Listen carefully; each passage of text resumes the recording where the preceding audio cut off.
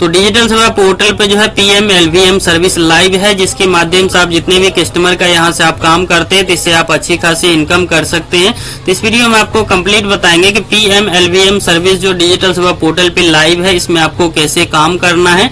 तो वीडियो का आप जरूर देखिएगा, वीडियो पसंद आता है तो लाइक कीजिए। तो चलिए वीडियो को शुरू करते हैं। तो PMLVM सर्विस में काम करने के लिए सबसे पहले आपको डिजिटल सेवा पोर्टल जो है इसको आपको लॉगिन कर लेना है। जैसे आप लॉगिन कर लेते हैं तो यहाँ पे मिल जाता है सर्विसेज का ऑप्शन, तो इस पे क्लिक करना है। जैसे ही क्लिक कर देते हैं तो आपके डिजिटल सेवा पोर्टल में जितने भी सर्विसेज लिस्टेड रहते हैं तो सारे आपको यहाँ पे देखने के लिए मिल जाएगा। तो यहाँ पे आपको सर्च करने का भी ऑप्शन मिल जाता है, तो यहाँ पे आपको सर्च करना है PM, सिर्फ इतना ही आपको टाइप करना है। जैसे आप टाइप करेंगे तो यहाँ पे सर्विसेज आपको देखने के लिए मिल जाएगा। जैसे हम ऊपर चलते हैं तो यहाँ पे देखिएगा CSC PMLVM सर्विस दिया गया है और ये सर्विस जो है गवर्नमेंट की सर्विस है। इस पे आप लोगों को काम करने का मौका मिल रहा है, आप अच्छी खासी इनकम इससे कर सकते हैं। उसके बाद यहाँ मिल जाता है क्लिकर का ऑप्शन, तो इस वाले ऑप्शन पे क्लिक करना है। जैसे ही क्लिक करते हैं तो यहाँ पे ऑफिशियल वेबसाइट पे आ जाएंगे। आने के बाद इसको यहाँ से क्लोज कर देना है। जैसे क्लोज कर देते हैं तो यहाँ पे बहुत सारे ऑप्शन आपको देखने के लिए मिलता है। तो इसमें आपको काम करना है, उसके लिए सबसे पहले आपको डिजिटल सेवा पोर्टल से लॉगिन करना पड़ेगा। तो उसके लिए आप मिल जाता है लॉगिन का ऑप्शन, तो इस पे आपको क्लिक करना है। जैसे आप क्लिक कर देते हैं स्टेप से आता है तो यहाँ पे ओके कर देना है। जैसे आप ओके करेंगे तो यहाँ से आपको डिजिटल सेवा पोर्टल से लॉगिन करने के लिए आएगा। जैसे यहाँ आप देख सकते हैं 3 ऑप्शन दिया गया है। तो CSC वैली के लिए यहाँ पे दिया गया है लॉगिन विथ डिजिटल सेवा कनेक्ट का ऑप्शन, तो इस पे क्लिक करना है। जैसे ही क्लिक कर देते हैं तो यहाँ से आपका यूजर ID पासवर्ड देके लॉगिन करने के लिए मांगा जाएगा। तो हमारा यहाँ पे प्रोसेस ले रहा है। प्रोसेस लेने के बाद जो कि हमने लॉगिन कर रखे हैं तो ऑटो लॉगिन ले लिया है। उसके बाद आपको OTP देके वेरीफाई करना है। तो हमारे पास OTP भी आ गया, तो यहाँ पे हम फिल कर देते हैं। तो देख लेते हैं हमारे पास OTP क्या आया है। तो यहाँ पे जो OTP है उस अनुसार से हम यहाँ पे डालते हैं। डालने के बाद यहाँ से प्रोसीड वाले ऑप्शन पे क्लिक कर देना है। जैसे आप प्रोसीड वाले ऑप्शन पे क्लिक करेंगे तो आपका कुछ टाइम प्रोसेस ले सकता है। उसके बाद यहाँ पे स्टेप से सक्सेसफुल लॉगिन हो जाएगा। लॉगिन होने के बाद आपको इसमें करना क्या पड़ेगा, तो यहाँ पे आपको देखने के लिए मिल जाता है सर्विसेज का ऑप्शन, तो इस पे क्लिक करना है। जैसे आप क्लिक करते हैं तो स्टेप से आपको बहुत सारे ऑप्शन यहाँ पे देखने के लिए मिल जाता है। तो काम करने के लिए सिर्फ यहीं पे एक एनरोलमेंट दिया गया, इसी के माध्यम से आप काम कर पाएंगे। और जिसका यहाँ से क्या हुआ है तो उन सभी में आप यहाँ पे सारे कुछ कर सकते हैं। जैसे यहाँ पे प्रोफाइल उसका अपडेट कर सकते हैं, अकाउंट स्टेटमेंट देख सकते हैं और यहाँ पे मैंडेटरी रिएक्शन भी देख सकते हैं और यहाँ पे रेन्युअल मोड भी दिया गया है। तो इसी टाइप से आप सारे ऑप्शन को देख सकते हैं।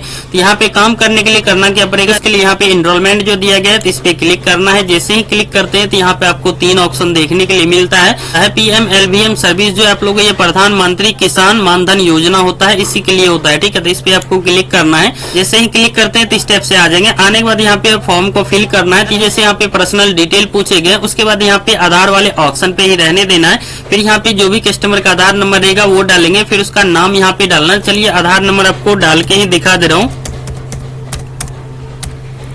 डालने के बाद फिर यहाँ पे नाम डालना, जो भी कस्टमर का नाम रहेगा। तो हम यहाँ पे अपना ही नाम आपको डाल के दिखा दे रहा हूँ, ठीक है। कैसे आप लोग करना वो बता दे रहा हूँ। उसके बाद यहाँ पे मिल जाता है सब्सक्रिप्शन डेट ऑफ बर्थ। यहाँ पे जिसका आप कर रहे हैं तो उसका डेट ऑफ बर्थ यहाँ पे डालेंगे। तो चलिए ये भी आपको डाल के ही दिखा दे रहा हूँ, ठीक है। तो यहाँ पे क्लिक कर दिया। उसके बाद यहाँ पे डेट ऑफ बर्थ जो हमारा है तो हम अपने हिसाब से यहाँ पे आपको डाल के दिखा दे रहे, ठीक है। जो कस्टमर करेगा तो उसका यहाँ पे डालेंगे, ठीक है। तो हम यहाँ पे सिलेक्ट कर दिए, तो यहाँ पे डेट ऑफ बर्थ आ गया। उसके बाद यहाँ पे जेंडर मेल फीमेल जो रहेगा वो यहाँ पे सिलेक्ट करेंगे। उसके बाद नीचे आपको आना है। उसके बाद जो भी कस्टमर का मोबाइल नंबर रहेगा तो यहाँ पे फिल करना है। तो चलिए ये भी आपको फिल करके ही दिखा दे रहा हूँ कैसे काम करना है, ठीक है। उसके बाद यहाँ पे वेरीफाई वाले ऑप्शन पे क्लिक करना है। जैसे आप वेरीफाई वाले ऑप्शन पे क्लिक करेंगे तो कस्टमर के मोबाइल पे एक OTP जाएगा। जैसे आप देख सकते हैं OTP सेंड कर देंगे, तो उस OTP को यहाँ पे डालना है। तो हमारे पास जो OTP आया है तो उस OTP को यहाँ पे हम फिल कर देते हैं। फिल करने के बाद यहाँ से प्रोसीड वाले ऑप्शन पे क्लिक करना है। जैसे आप प्रोसीड वाले ऑप्शन पे क्लिक करेंगे तो यहाँ पे मोबाइल नंबर वेरीफाइड सक्सेसफुल हो गया है। तो उसके बाद आपको यहाँ पे ईमेल ID डालना है जो भी कस्टमर का रहेगा। उसके बाद यहाँ पे स्टेट सेलेक्ट करने के लिए आता है, तो कस्टमर के हिसाब से यहाँ पे स्टेट सेलेक्ट करेंगे।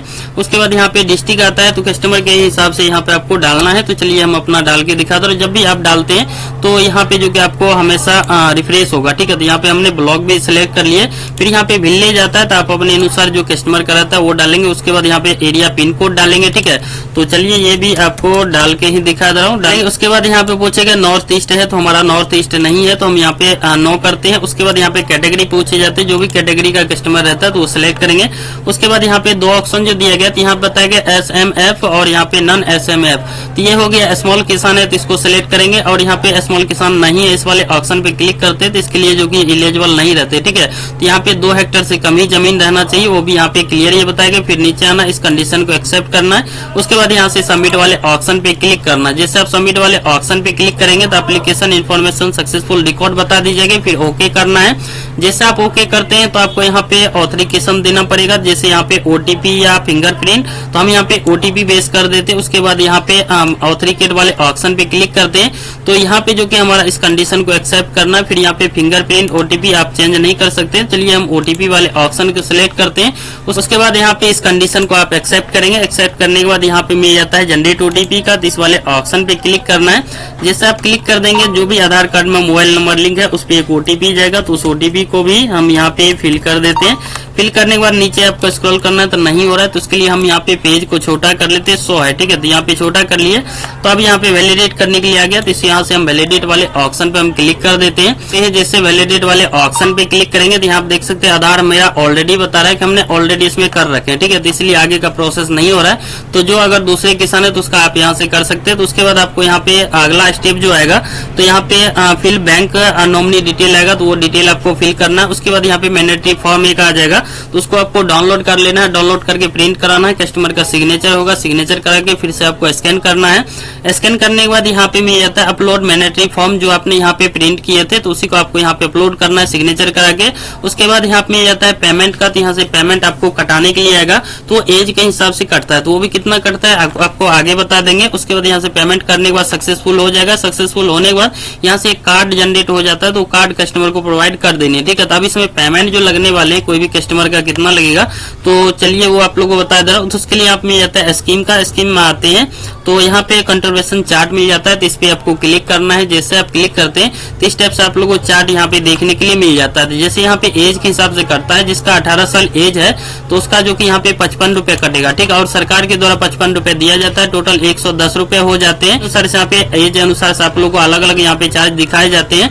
तो जैसे मान लीजिए 26 साल जिसका एज है तो उसका 85 रुपए कटेगा बैंक अकाउंट से, और यहाँ पे सरकार के द्वारा इसको पे की जाएगी 85 रुपए, 170 रुपए टोटल पे होता है। ठीक है, और कुछ बीएलई का ये भी कहना रहता है जिसके 18 साल एज में हम कर दिए हैं 55 रुपए उसका पर मंथ कट रहा है। उसका मान लीजिए अगर 22 साल एज हो जाता है तो क्या उसका यहाँ पे 68 रुपए कटेगा, तो 68 रुपए नहीं कटेगा उसका, क्योंकि आपने 18 साल के एज में ही किए हैं।